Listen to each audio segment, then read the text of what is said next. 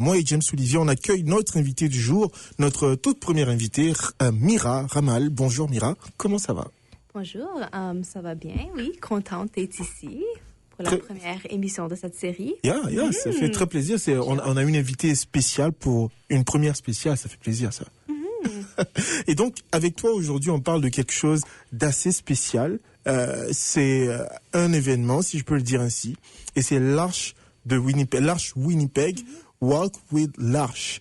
Est-ce qu'on peut parler un peu de ça? Parce que, est-ce que d'abord, tu peux te présenter et après présenter brièvement l'événement? Oui, c'est ça. Donc, je travaille à l'Arche Winnipeg. Donc, on est un organisme qui offre des services sociaux et puis des maisons pour des adultes avec des déficiences intellectuelles ici à Winnipeg. Et puis, qu'est-ce qui est vraiment spécial au sujet de l'Arche, c'est que on rend ça possible de vivre une vie partagée entre les gens avec et sans déficience intellectuelle. Donc, c'est vraiment le partage d'une vie ensemble et puis de travailler ensemble et puis vraiment s'entraider un et l'autre et avec nos différentes habiletés et puis notre diversité. Exactement. Ouais. Puis, c'est ça, notre marche annuelle, c'est en effet notre 22e édition. Donc, wow. C'est pas mal fou. Ça arrive, la première marche était en 2005.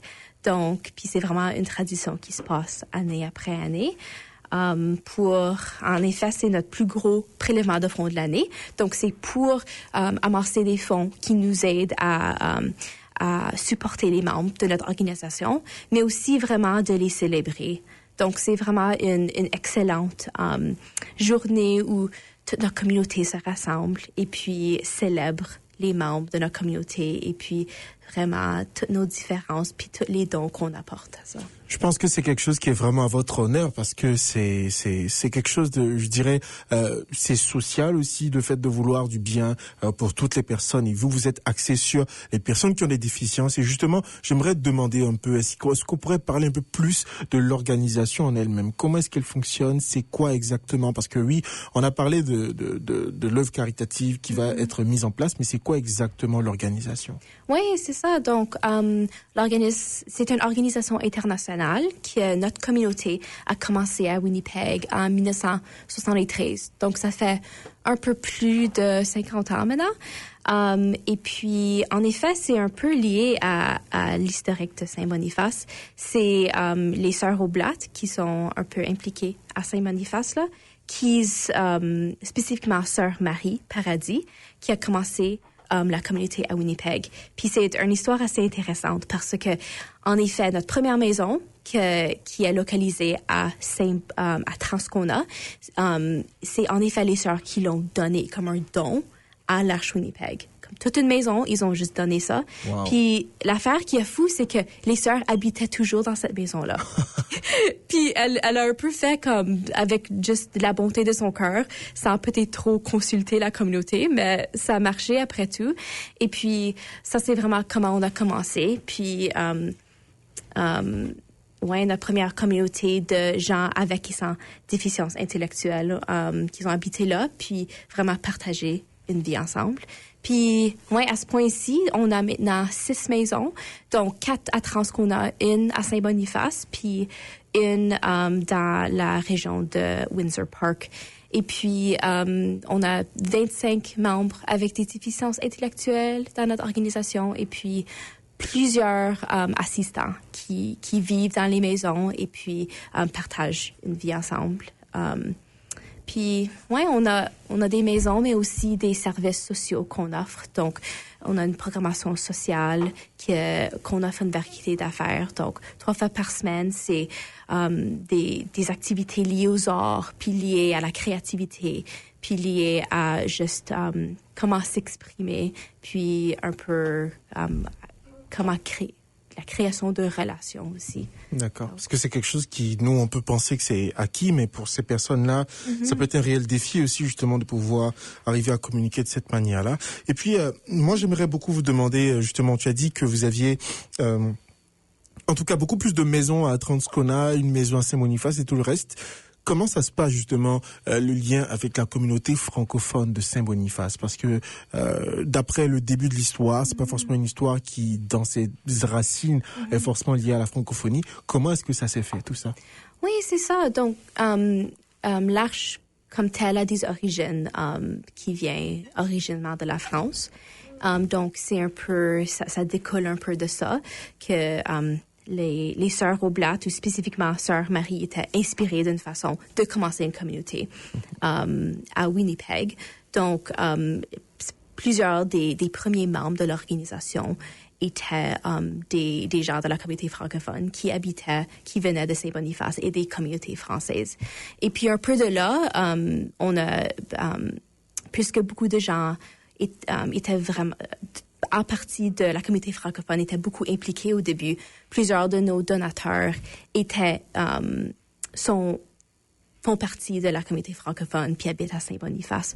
Donc, un peu des origines, ça vient que beaucoup des gens qui ont commencé étaient impliqués à Saint-Boniface puis vivaient à Saint-Boniface. Donc, maintenant, beaucoup de nos supporters sont toujours des gens qui sont francophones puis qui parlent français. Du coup, ça s'est fait progressivement c'est et ça. tout le reste. Oui, un petit peu. Puis oui, c'est un peu drôle de penser parce que c'est à Transcona, donc tu penses, il n'y a pas une grosse communauté francophone là, mais c'est un peu, ça commence un peu des origines où qui l'a commencé, puis un peu qui étaient nos premiers supporters, puis qui a vraiment aidé à répandre le mot au tout début.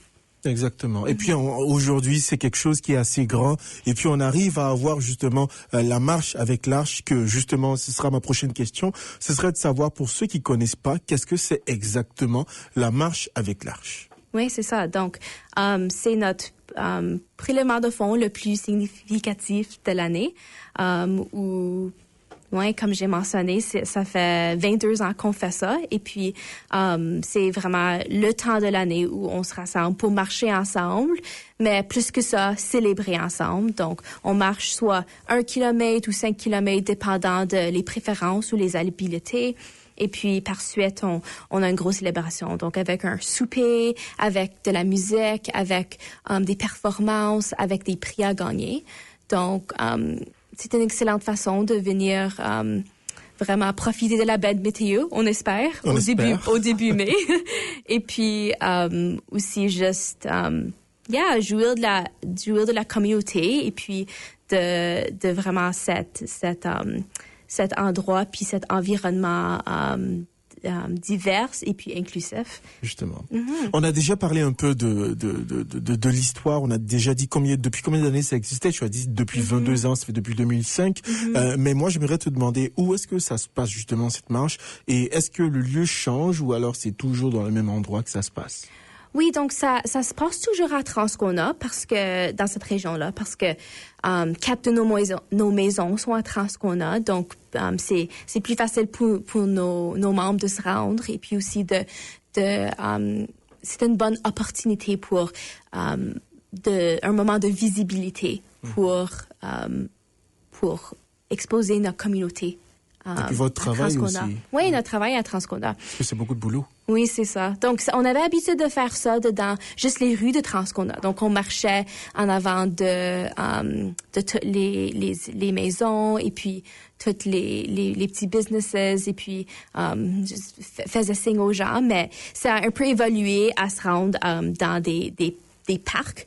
Donc, pour les dernières 2 années, ça se passe à Park City West Community Center.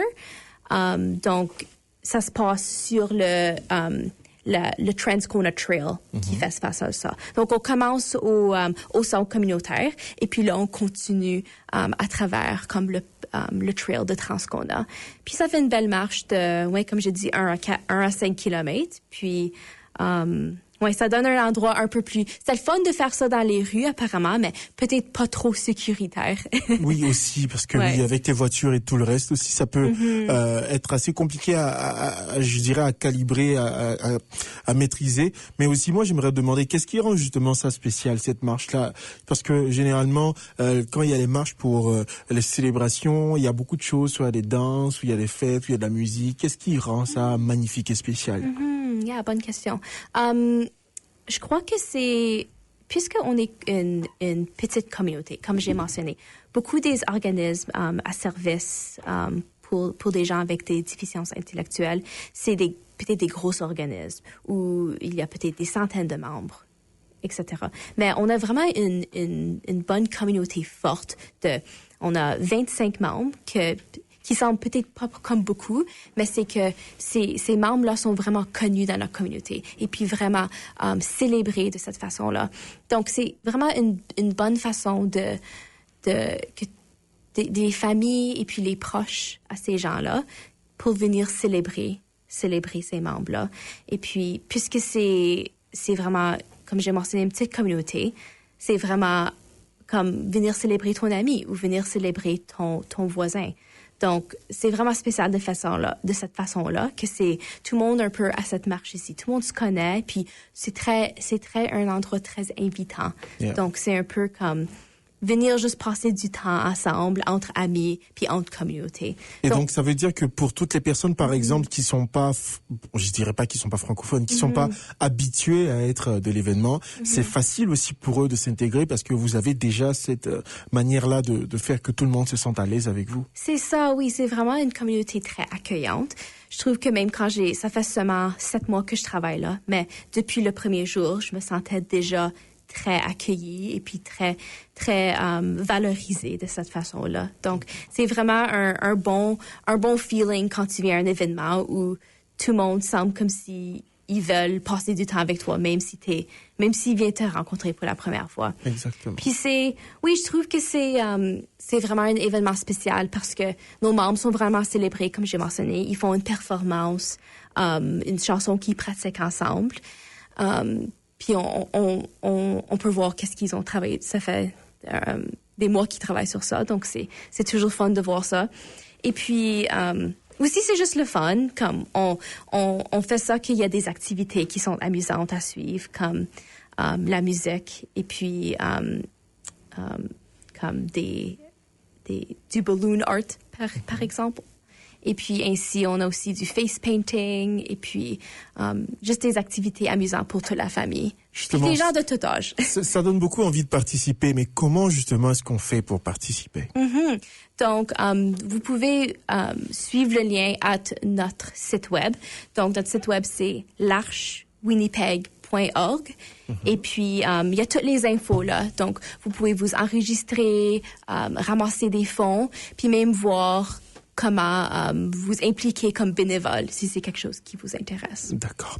Merci beaucoup Mira. Est-ce qu'on peut faire un récapitulatif justement de cet événement-là? Où et quand est-ce qu'aura lieu la marche de Winnipeg, l'Arche de Winnipeg? Donc ça se passe au Park City West Community Center. Donc c'est le 115 Sanford Fleming Road.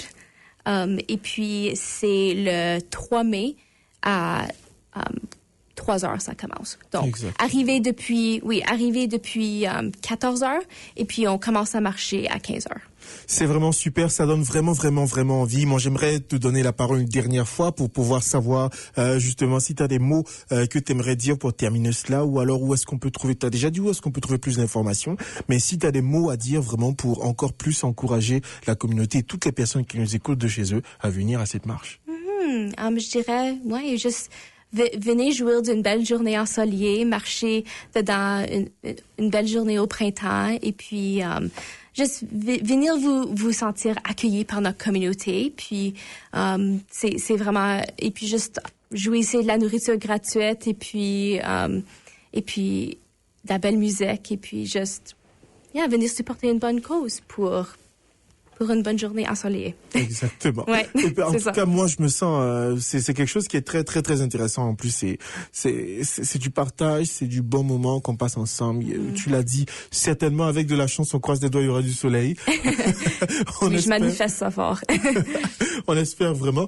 James Olivier, est-ce que tu as une question rapidement ou alors on passe justement, on va aller en musique. Merci beaucoup à toi, Mira, pour ton passage. Et puis, on espère que cette marche sera très bien réussi et que vous arriverez à collecter le maximum de fonds que vous n'ayez jamais collecté cette année, on espère. Oui, moi aussi. Merci beaucoup. Merci beaucoup à toi, Mira.